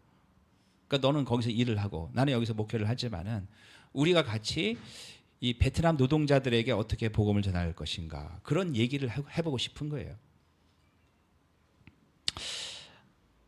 따라서 뜻하지 않은 상황 속에 펼쳐지는 하나님의 섭리에 민감할 필요가 있다. 반드시 자기 계획대로 모든 일이 진행되어야 된다라고 생각하는 것은 성령의 인도하심을 따르지 못할 가능성이 매우 높다는 거예요. 계획은 있어야 되지만은 반 정도만 갖고 나머지를 열어놔야 된다는 얘기예요. 가능성을. 그 다음에 주 예수를 믿어라. 예수님의 부활과 승천 그리고 성령을 보내심은 하나님의 나라를 가득 채울 하나님의 백성들을 끌어모으시는 하나님 나라의 왕적 통치의 시작이다. 그러면 누가 하나님 나라를 채울 하나님 나라 백성이 되는가? 예수를 주로 고백하는 사람들이 구원받은 하나님의 백성이라는 거죠. 예수 그리스도를 주님으로 내 인생의 주인으로 고백하는 사람들이다.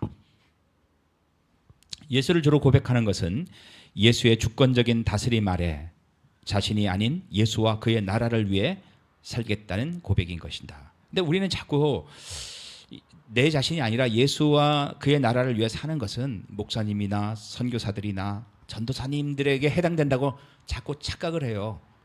근데 여러분 제가 다시 분명히 얘기하지만은 여러분 한 사람 한 사람이 이런 고백을 안 하고 이런 생각을 안 살고 있다면은 절대로 구원받은 거 아니에요.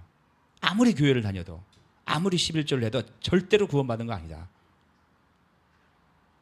저는 모태신앙이었고 누구보다 열심히 성경을 공부했어요. 제가 신학교 다니면서도 한 번도 1등을 놓친 적이 없어요. 정말 열심히 공부했다고. 지금도 공부하고 있고. 근데 제가 이제까지 성경을 공부해 본 결과 이런 고백이 마음에 없다면은 자기는 구원받았을 거라고 착각할 수 있지만은 절대로 구원 못 받는다. 물론 제가 틀렸을 수도 있어요. 근데 제가 이제까지 공부해 본 바는 그래요. 하나님의 복음을 여러분 쉽게 생각하지 마세요. 제가 갈라디아서를 하다가 깨달은 게 있었어요. 그건 뭐 제가 나중에 정리해서 다시 하겠지만은 갈라디아서의 핵심은 그거예요. 육체로 심은 사람은 육체로 거두고 성령으로 심은 사람은 성령으로 거둔다는 얘기예요. 근데 갈라디아 사람들은 성령으로 시작해서 육체로 마무리하는 사람들이니까 사도 바울이 그렇게 강력하게 얘기를 한 거예요. 우리가 나 한 번 구원받았으니까 내 멋대로 살아도 돼. 그건 구원파예요. 여러분 구원파에 구원이 있을 것 같습니까? 없어요. 그래서 여러분들이 영원한 천국에 들어갈 때까지 사도 바울처럼 두렵고 떨리는 마음으로 긴장하는 마음으로 계속 성령을 따라가는 삶을 살지 않으면은 그거는 애초에 구원받은 게 아니라는 거예요. 선교사들은 구원 못 받을 가능성이 거의 없죠. 왜? 늘 그런 마음으로 사니까. 근데 문제는 세상 속에서 직업을 가지고 사는 우리예요. 우리는 얼마든지 세상 속에 살다 보니까 우리 애들이 남들보다 공부 더 잘해야 되고 더 좋은 직장에 취직해서 돈을 더 많이 벌어야 되고 맨날 이런 속에서 살다 보니까 마음이 세상 속에 있는 거예요. 그래서 예수님 주로 고백하고 주님을 위해서 헌신하겠다. 이건 이론적인 거고 일단 세상에서 살기 바쁘다는 거예요.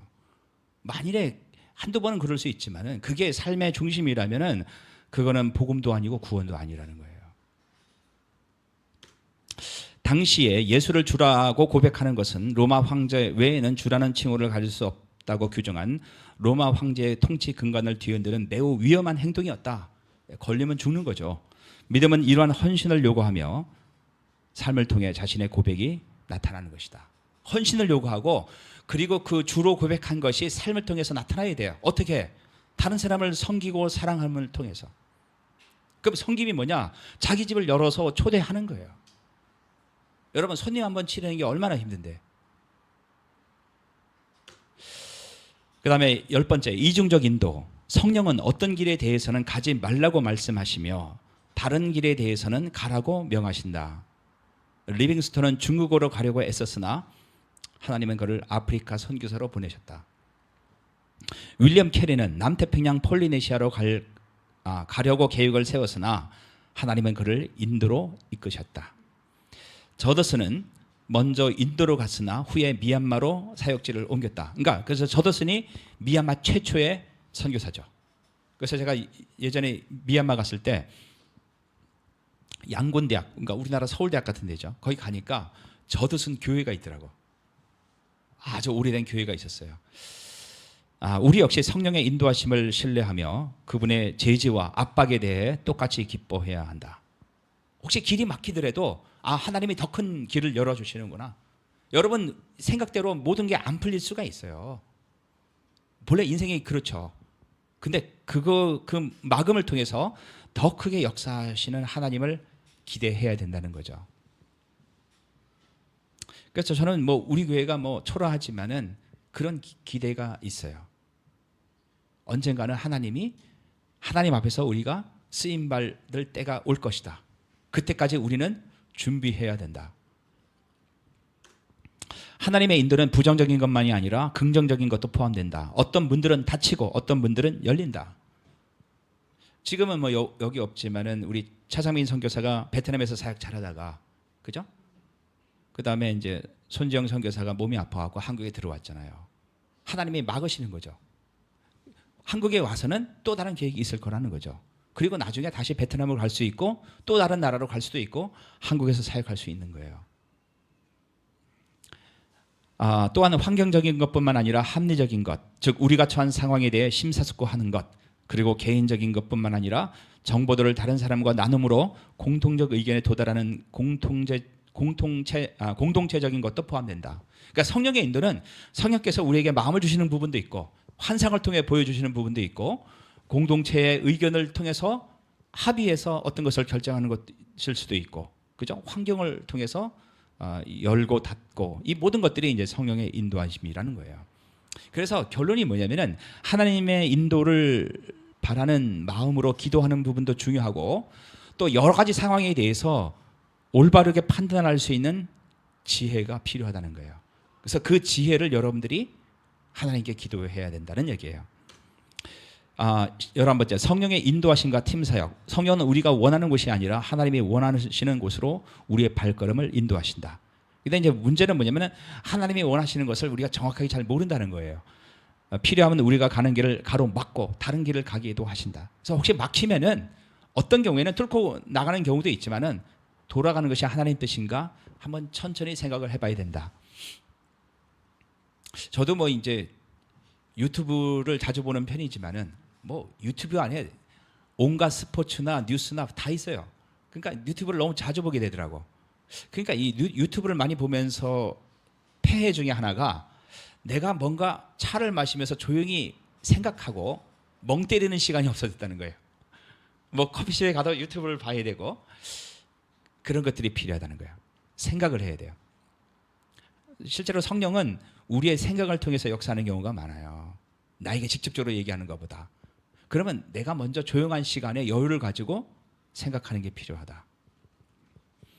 그게 이제 어떤 사람들은 자기 골방일 수도 있고 어떤 사람은 도서관일 수도 있고 어떤 사람은 커피숍일 수도 있어요. 바울은 팀이 나가야 할 방향을 정할 때 혼자서 정하지 않았다. 제가 이제 목회자지만은 제가 우리 교회 방향을 혼자 다 정하지는 않을 거예요. 그리고 지금까지 그래왔고. 그래서 제가 지난 시간에도 제가 말씀드렸죠. 우리 교회가 좀 했으면 좋겠다 하는 좋은 아이디어들이 있으면 얘기를 하라. 그래서 우리 교회가 같이 가는 거예요. 같이. 앞에 서서 뭐 일을 실행하는 사람은 운영위원을 하고 있어요.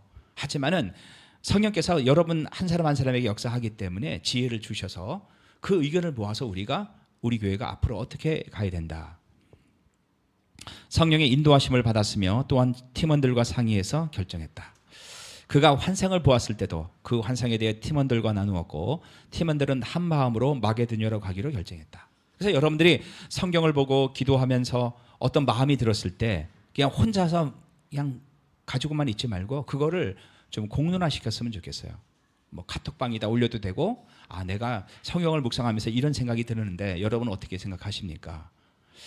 그러므로 바울의 선교팀이 유럽으로 건너가 그곳에서 복음을 선포하게 된 것은 성령의 인도하심과 팀워크의 결과라 할 수 있다. 혼자 사역하는 것보다 팀으로 사역하면 시너지 효과가 더 크다.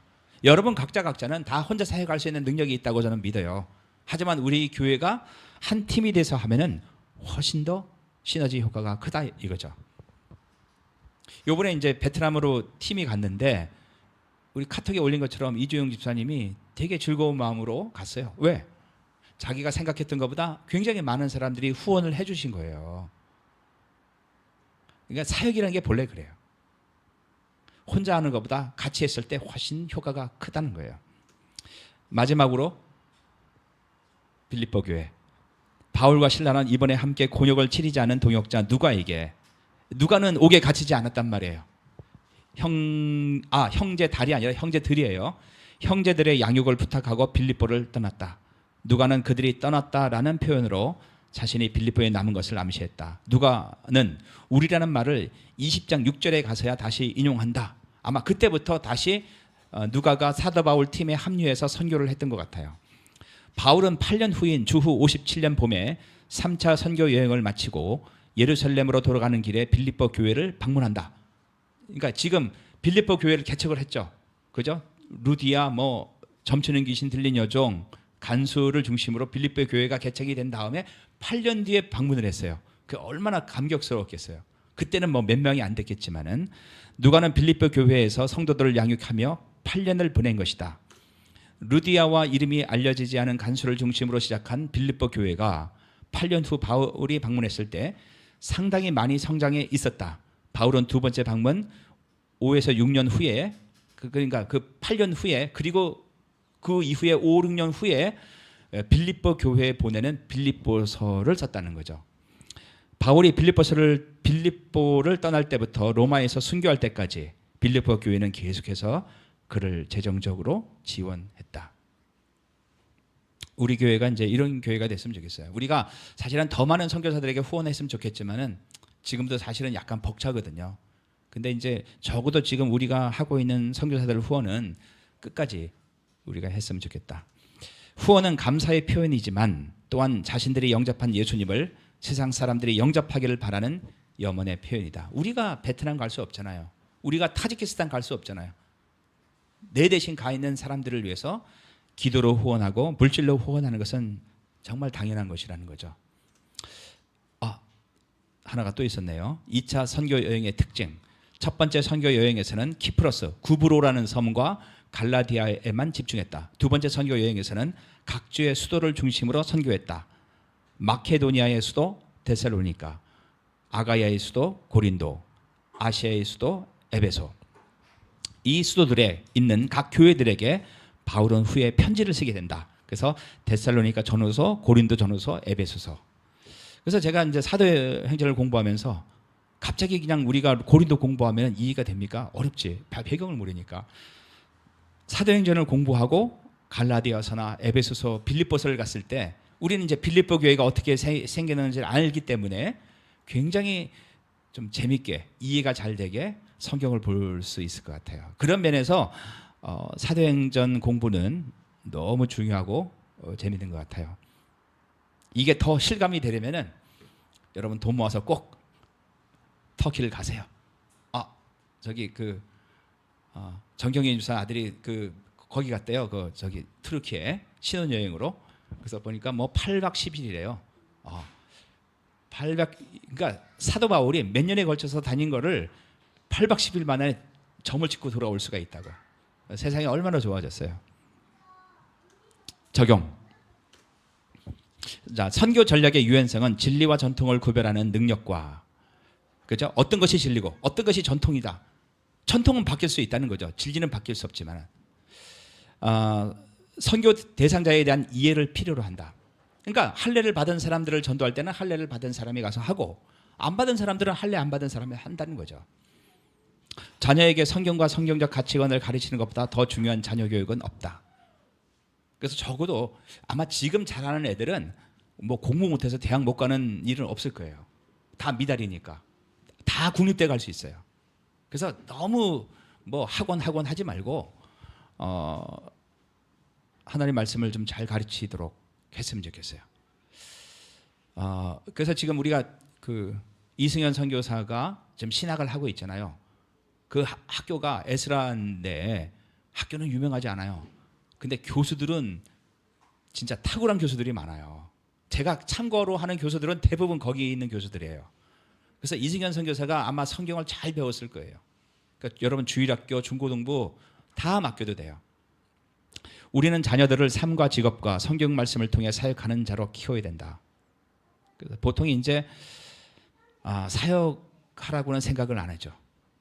근데 우리는 그런 목적을 가지고 우리 자녀들을 교육을 시켜야 된다. 우리의 자녀들이 디모데와 같은 사역자가 되는 것보다 더 큰 영광은 없다. 개중에 어떤 은사가 있는 친구들이 발견이 되면은 우리 교회가 돈 모아서 신학 교육을 시킬 필요도 있다고 저는 생각을 해요. 마게도니아 환상은 지금도 우리에게 기도 제목을 통해서, 선교사들의 나눈 기도 제목을 통해서, 뉴스를 통해서 보여지고 있다. 바울은 그 환상에 반응을 했다. 근데 우리는 반응을 어떻게 하고 있는가? 진정한 회심 여부는 행동의 변화다. 행동으로 변화되지 않는다는 것은 회심이 아니라는 거예요. 그러니까 예수님을 믿는다고 했을 때 그 믿음이라는 것은 그 예수 그리스도를 믿는 고백이 내 삶을 형성을 해야 된다는 얘기예요. 머릿속으로 믿는데 내 삶에 하나도 영향을 못 미친다면 그건 믿음이 아니라는 거죠. 그럼 어떻게 나타나야 되는가? 성김과 대접이다. 이제 구원의 길로 들어서는 것은 확실하다. 마지막 날까지 최선을 다하는 것만 남았다.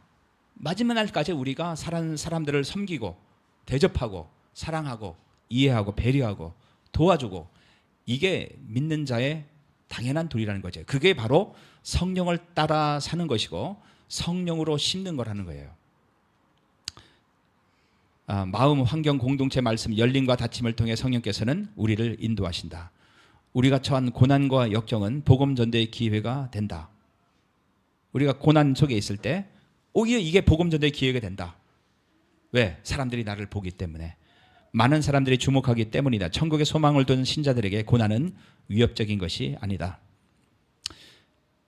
하버드 대학에서 예전에 연구 결과가 있어요. 누가 똑똑한가, 누가 지혜로운가를 보니까 IQ가 높고 지혜로운 사람들의 공통적인 특징이 다 집안이 어려웠다는 거예요. 집안이 어렵다 보니까 이게 인생이 뭔가, 내가 이거 왜 살아야 되냐, 이 고민을 많이 했다는 거죠. 그러니까 다른 사람들에 비해서 지혜가 많았다는 거예요. 그래서 요즘 이제 자라나는 우리 자녀들한테 생기는 걱정이 바로 그런 거예요. 왜냐하면 저나 그러니까 제 나이 또래 사람들은 진짜 하루하루 먹고 살았거든요. 옛날에 통일 밀살이라는 게 있었어요. 들어봤습니까? 보리밥보다 훨씬 맛없는 통일 밀살이라는 게 있었어. 그래서 우리 엄마가 돈을 주면은 오늘 먹을 것만 사서 밥을 해 먹었다고. 그러니까 내일 먹을 쌀이 없는 거야. 우리 집에 우리가 이제 여유롭지 못하게 살고 있을 때 우리 아버지 친구들 중에서 좀 잘 사는 사람들이 있어요. 그 사람들이 위로하러 왔어. 근데 위로하러 와서 건네준 게 뭔지 알아요? 계란 한 줄, 지푸라기에 엮인 거. 제가 시골에 사는 게 아니에요. 제가 초등학교 때 서울에 살았다고. 서울에 살았어도 선물이 그런 거였단 말이에요. 제가 고등학교 다닐 때 집에 텔레비전 있는 사람이 1명 내지 2명이었다고. 다 어렵게 살았죠. 그러니까 사람들이 고민하고 살았다고. 근데 요즘에는 너무 편하잖아요. 옛날에는 5명 식구가 좁은 방에서 살았는데 지금 애들 방 안 주면 애들이 뭐 불만을 표출한다고. 이런 고난 없이 살았을 때 우리 애들이 과거 세대에 비해서 지혜가 있을까? 그게 걱정이란 얘기예요. 그래서 고난이라는 것을 너무 두려워할 필요가 없다. 하나님의 계획은 우연한 만남을 통해 이루어지는 경우가 많다. 그렇죠? 그래서 여러분 우연이라는 것을 이렇게 무시하지 말고 좀 성령의 인도하심에 민감해야 된다. 빌립보 교회를 바울은 개척했고 누가는 양육했고 빌립보 교회는 바울을 혼했다. 기도하겠습니다. 하나님 아버지, 성령의 인도하심으로 아시아와 북쪽 비두니아를 가지 않고 성령께서 인도하심으로 마게도니아, 유럽의 전초지기가 되었던 빌립보를 사도 바울이 가서 복음을 증거하고 또 소수의 인원이었지만은 믿는 제자들이 생기고 8년 후에 돌아왔을 때 놀라운 교회의 성장된 모습을 볼 수 있음을 말씀으로 배웠습니다. 무엇보다도 저희 교회가 성령의 인도하심에 민감할 수 있도록 하나님의 말씀을 따라 잘 따라가는 저희들이, 순종하는 저희들이 될 수 있도록 도와주시옵소서. 지금 저희가 연약한 모습이고 소수지만은 하나님께서 저희들을 통해서 행하실 놀라운 일들을 기대할 수 있도록 도와주시고, 특별히 저희가 후원하고 기도하는 선교사들을 통해서 하나님의 많은 열매들이 맺혀질 수 있도록 주님 도와주시옵소서.